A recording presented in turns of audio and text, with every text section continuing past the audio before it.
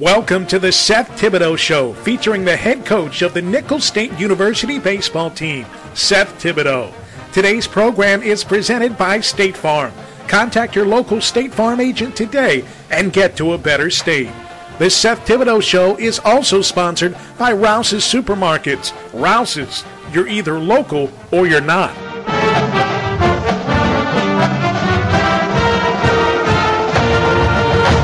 Good afternoon and welcome to the Seth Thibodeaux Show presented by State Farm Insurance. I'm your host, Mike Wagenheim. After a series to open the Southland Conference season that seemed just out of the Colonel's reach, Nicholls was hoping the ball would bounce their way in an early season test against Southeastern Louisiana this past weekend. We're joined here by the head coach of the Colonels, Seth Thibodeaux. You know, every game was within reach, and it slipped away this past weekend. We put ourselves in situations to be able to win all three baseball games and didn't get it done, and that's our own fault, and it's something we can definitely move forward on and work on. But we had every opportunity to do what we wanted to do and didn't quite get it done, but that's okay. It'll make us stronger. Let's take a look. We'll take you out to Alumni Field in Hammond for Game 1 last Thursday. Nicholls facing the Southland's ERA leader, Sean Kennel. Now, the Colonels would touch him up in the third. Matt Richard up at the plate, doubles into the left field corner, and Mike Barba comes all the way around from first base. Nicholls up by a score of 1-0, double number 6 on the year for Richard. This was the ERA leader in the Southland that the Colonels were facing. Now, the next batter, Leo Vargas, slaps one up the middle. The throw here from the center fielder, Harry Slade, is offline. 2-0 in favor of Nicholls. It was 4-0 by the end of the inning, and Kennel was gone. Top fifth, Keith Cormier goes the other way against lefty Kyle Thibodaux. That two-bagger chases in Phillip Lyons. 5-0 Nicholls. It's the only run, though, that Thibodaux would allow in a lengthy relief outing. Colonel righty Mike Sook cruising until the 6th. Aaron Haig's triple brings home Slade, and the Lions are on the board for the first time. They scored twice in that frame. Now, Sook stayed in there. He loaded the bases with no outs in the 7th. Then Mark Picciola summoned in out of the pen, but he uncorks a pair of run-scoring wild pitches. This is the first one. It brings in Brett Hoffman.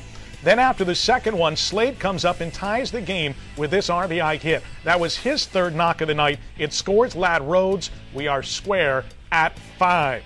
Southeastern not done. Sam Robertson on his 17-game hit streak, he lines one into the left center field gap. That would bring home a pair of Lions, part of a 7-run 7th inning. The Colonels are down 9-5. Nicholls threatens, though, in the 9th. Bases loaded, no outs.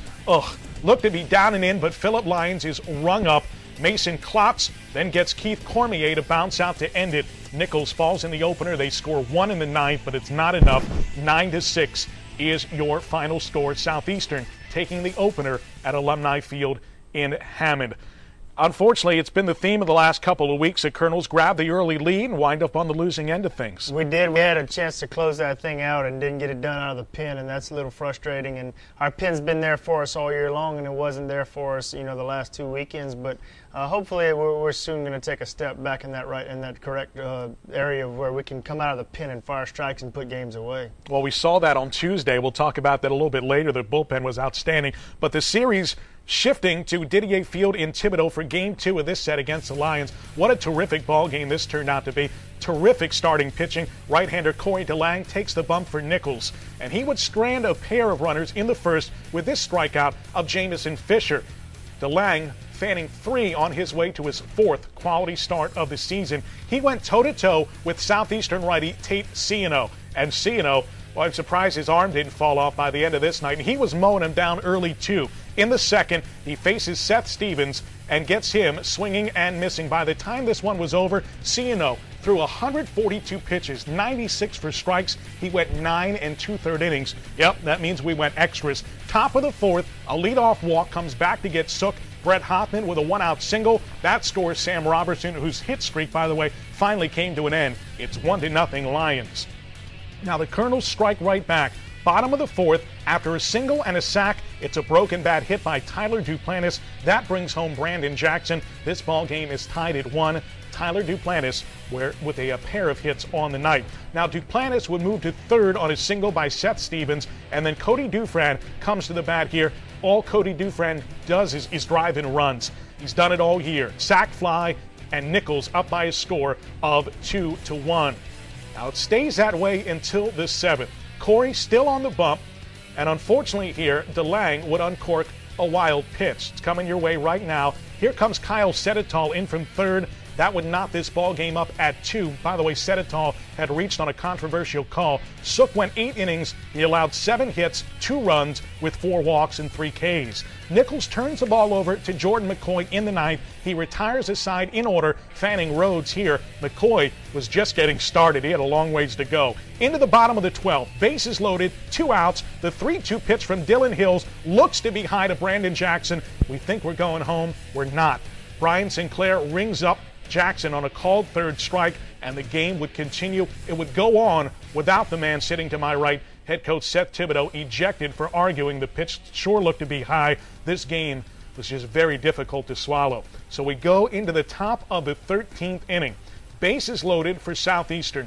2 outs here, and a very rare mistake by Cody Dufran behind the plate. He just didn't squeeze the pitch for McCoy. Here comes Ben Hernandez, safe at home. The Colonels are down 3-2. Now, Nichols did put 2 on in the bottom of the 13th. Mason Klotz on the bump, and he gets Mike Barba to fly out the opposite way. 3-2 is your final score. Southeastern clinches the series, going up 2-0. Again, ball game should have been over. Southeastern ekes out the victory, and Coach Tibb wound up watching this one from his office back in Barker Hall, and I know you just didn't sleep Friday night. No, that was a little frustrating. I don't like when the game's taken out of the hands of our players, and I felt like it was there, but you know what, it's part of it, and you're going to get some tough breaks and some tough calls, but the character of your club will always be revealed the next day, and I feel like our guys came out ready to play the next day, and we put ourselves in a situation to win again. You sure did. Colonels right in the thick of things. They would try to salvage something out of the weekend as the series went back to Hammond on Saturday. Let's take a look at those highlights from Alumni Field on Saturday. We're scoreless until the home half of the third. A base hit by Ben Hernandez off of Colonel lefty Taylor Bird. Brett Hoffman rounds third. Close play at the plate. Hoffman gets his hand in. 1-0 in favor of Southeastern. Top of the fourth, Colonels at bat. And Seth Stevens delivers off of Jordan Email. It scores Brandon Jackson. 1-1 ball game. Stevens, great game, 3 hits including a pair of doubles. But miscues and free passes put the Colonels under. Bottom fourth, after 2 errors and a walk, load the bases. Gabe Woods takes ball 4. Jamison Fisher scores. It's 2-1 Southeastern. Bird is done. In comes Mark Piciola. Actually, this was the second walk of the inning here, which brought in another run. So that would do it for Bird, as Ladd Rhodes drives in Sam Robertson with the bases loaded walk. A 3-run inning. None of those runs were earned. Nichols down 3. Southeastern starts piling on in the 5th.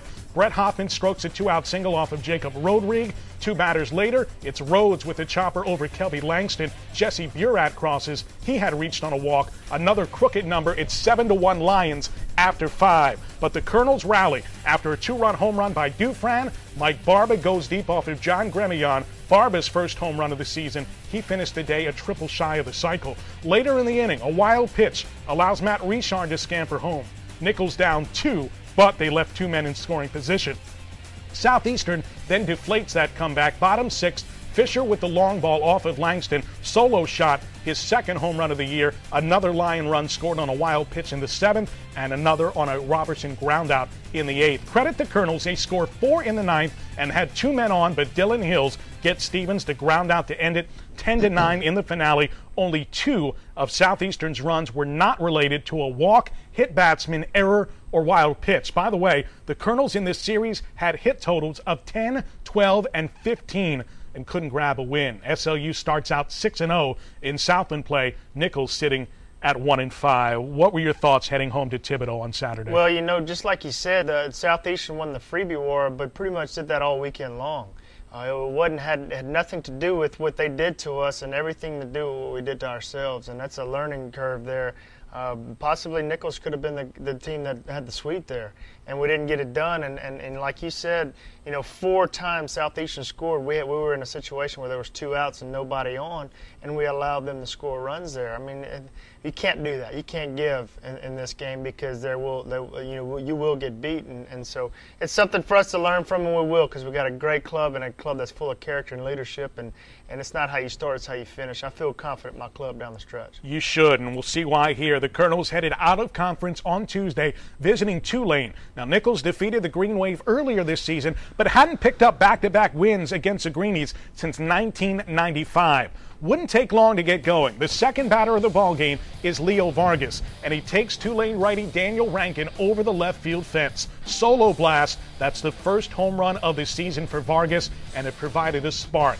Now the Colonels go pitcher by committee in this one.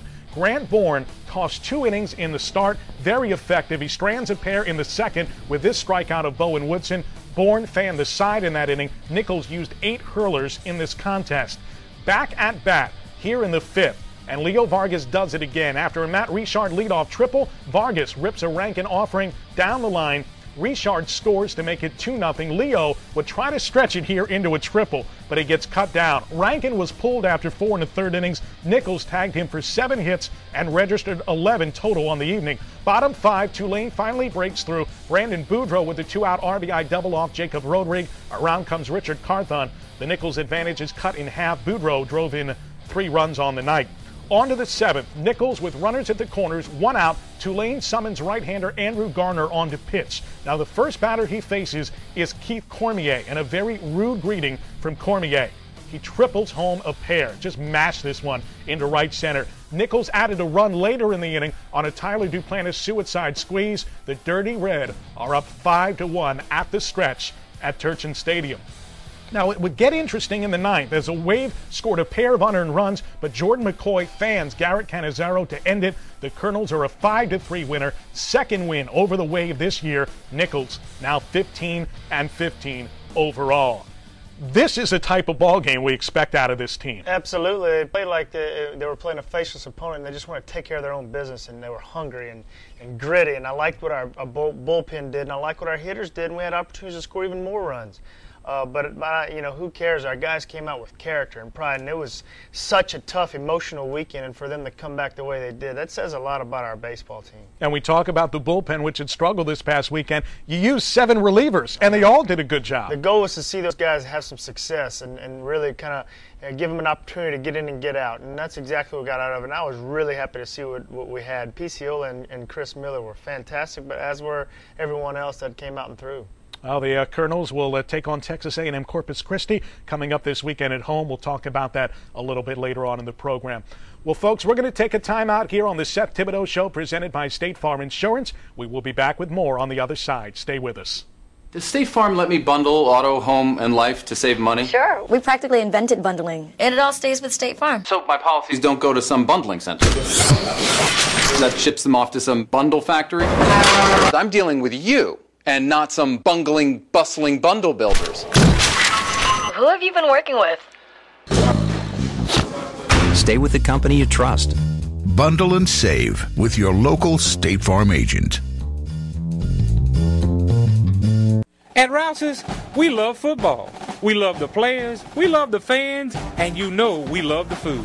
So whether it's high school, college, or pros, if there's a game, we're tailgating. You can tackle your tailgate too with one stop by Rouse's. Get Rouse's ready to grill meat, chicken, and pork, or pick up Rouse's ready to serve tailgate specials. Everything is made fresh for the game, and you know it's all good. So get the home field advantage every time you shop. Shop local. Shop Rouse's. Now that's tailgating. I'm sorry, say that again? You know, when we hired Mike 3 years ago, we knew he was a great radio broadcaster. The offering coming. Stevens takes a cut, drives it to right field. This girl is on fire. The offering coming. Stevens with a swing. Deep drive to right field. Yahtzee. The delivery on the way. Stevens drives it deep right field. You hang it. Well, bang it. Still working on that one great catchphrase that'll put him over the top. The delivery. Stevens with a swing. Deep drive right field. Bartender. Jack. Here's a stretch in the pitch. Stevens deep to right field. I'm going to pop some tags. We're back here with you on the Seth Thibodeaux Show, presented by State Farm Insurance. Folks, did you ever wonder what goes on down in the bullpen? All that time waiting and waiting for the head coach to give you the signal to come in and save the day. Our own Ashley Dufresne takes us down the left field line and into the world of the Colonel's self-proclaimed bullpen banshees. One of the most stressful jobs in baseball is that of a relief pitcher. Taking the mound with the game on the line requires an intense focus, but the amount of time spent in the bullpen waiting for the call is enough to drive someone stir crazy. Here in Nichols, the Colonel Relief Corps has found their own unique ways of making the most of their time together in the pen. Even though they might not make their way down to the pen until mid-innings, the Colonel relievers are watching early on from the dugout, picking up on the little things that may help them later on. First couple innings, we don't usually go down to the bullpen to about the 5th or 6th inning, so the first couple innings we try to pick up on some hitters' tendencies that'll possibly help us out later in the game, watch what our starting pitcher's doing. Once the Colonels arrive in the bullpen, it's all about staying focused, waiting for their opportunity while having some fun. Well, we're the bullpen banshee, the mothership of the bullpen banshee. This pretty much means that we come down here in the 5th inning and we wait for the starter to get done and we go in and throw outs. That's pretty much all to it. We just hang out and yell a lot and have a good time. Perhaps more than any other sport, baseball is known for its superstitions, and with so much time to kill, the Colonel relievers delve into the aspect of the game. We do have a couple superstitions. We have the 2-2-2 lassos and the 1-2-1 slingshots and all kind of crazy stuff that we do as superstitions. The 2-2-2 lasso is when there's 2 balls, 2 strikes, and 2 outs on the opposing team while they're hitting. We like to make imaginary lassos and lasso the batter while he's trying to hit. And the 1-2-1 slingshot, we act like we're grabbing a marble out of our back pocket and shooting the batter with a slingshot while he's hitting. Get our bow and arrow out, we pull it, and we hit the batter when it's 3 balls, 2 strikes, and 2 outs. While the talk can sometimes stray off topic, most of the time, the Colonels discuss matters related to the game at hand. Probably about 80% of the stuff that we talk about about the game, but the other 20% is just us having fun, talking about other things. But mainly, we like to focus on the game and talk about what's going on. It is important for the pitchers to be prepared at all times, so a catcher always has to be on hand to make sure the boys are ready to go. From a catcher standpoint, we wait until one of the pitcher's numbers get called. As soon as their name gets called, I get up and go back there, warm them up, get them loose, and get them ready to go into the game. Finding the right mix of silliness and seriousness is part of the challenge of life in the pen, and knowing when to flip the switch is critical. You can be called on at any time, so I like to stretch between every inning. I have a little certain stretching routine that I personally do, and I know others do different things, but we just we try to stay loose, joke around with each other, but at the same time pay attention to the game and watch what's going on. Mainly as a bullpen, you never know when your number's going to get called, so you got to be ready at all times. It could be when you're least expected, your number's going to be called and you're going to have to go in the game, and you can't not have your focus where it needs to be, otherwise you're not going to perform to the best of your ability. So we just try to stay focused, watch the game, pick up on things batters are doing, or the wind, or things that will help us when we get into the game. The Colonels like to have fun when they are down in the bullpen, but they understand there is a game being played. Even though they're enjoying themselves, they're always ready for their number to be called. For the Seth Thibodeaux Show, I'm Ashley Dufresne. Thank you very much, Ashley. Coach, hey, if it's about having fun in the end. You got to have fun. You got to keep it light and you got to have fun, and they enjoy that, and I enjoy watching them enjoy themselves. That's what it's all about, getting it done on the field as well, as we saw on Tuesday. We're going to take our final break here. When we come back, we'll have a look around Nichols Athletics, and we'll talk about the upcoming series with the Islanders here with the coach. You're tuned in to the Seth Thibodeaux Show, presented by State Farm Insurance. Does State Farm let me bundle auto, home, and life to save money? Sure. We practically invented bundling, and it all stays with State Farm. So my policies don't go to some bundling center that ships them off to some bundle factory? I'm dealing with you, and not some bungling, bustling bundle builders. Who have you been working with? Stay with the company you trust. Bundle and save with your local State Farm agent. At Rouse's, we love football. We love the players, we love the fans, and you know we love the food.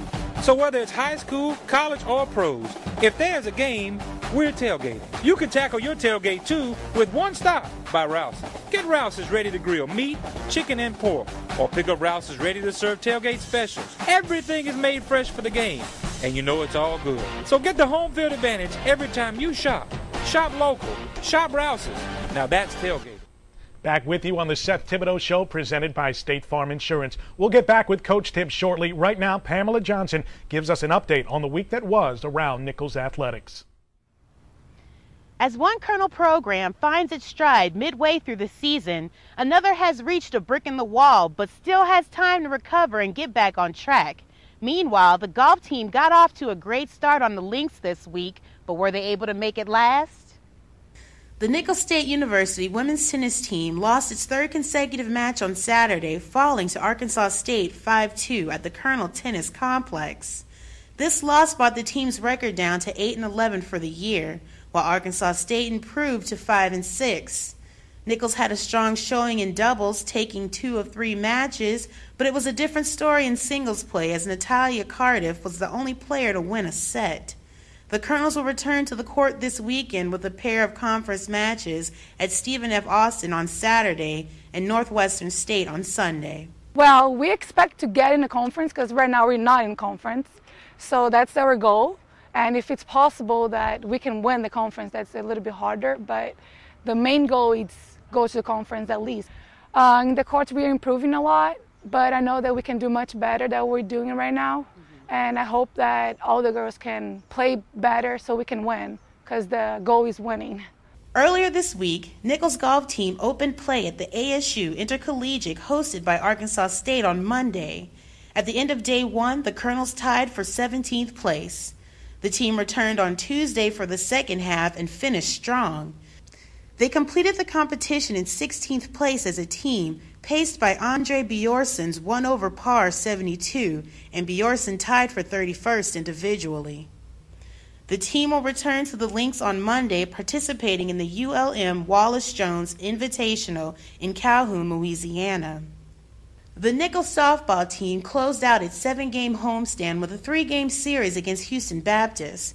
The competition began on Thursday at the Colonel Softball Complex with a doubleheader. Houston Baptist broke open Game 1 with 4 runs in the second inning, and the Huskies added 2 more in the third as the Colonels were run-ruled in 6 innings, 8-0. Nichols would bounce back with a 7-6 win in the second. The contest went to 8 innings, and the Colonels mounted a huge comeback, scoring 4 times in their final at bat. Leah Andrus singled home the winning run, capping a 4-run frame. The team would win its second straight Southland Conference Series with a 3-1 victory on Friday in the final game of the set, putting them at 6-6 in conference. Ashton Bennett and Hannah Haydale teamed up in the circle to stifle one of the SLC's top-hitting teams, holding HBU to 4 hits. Nichols returned to action on Tuesday in a rare split-city doubleheader against Grambling and Louisiana Tech. The Colonels defeated Grambling 14-3, then hopped on the bus and made the 10-minute ride to Ruston, where they fell to Louisiana Tech 6-5, making their overall record 16-19. Courtney Van Landingham had a breakout day for the Colonels, going 5 for 7 with 5 RBIs.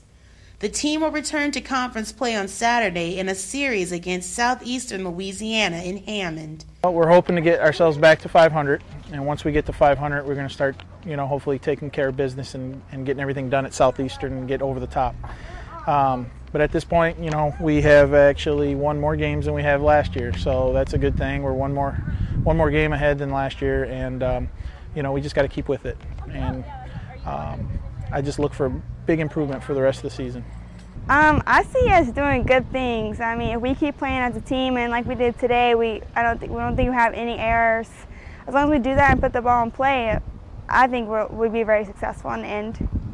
For the Seth Thibodeaux Show, I'm Pamela Johnson.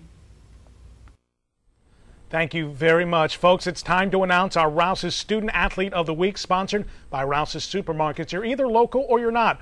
Rouse's Supermarkets are local, with their roots established in Thibodaux in 1923. Trust Rouse's for great food and great values. Louisiana's best can be found at your local Rouse's or at rouses.com. This week we turn to softball. Freshman Hannah Haydell won her third straight decision and picked up the Colonels' first save of the season.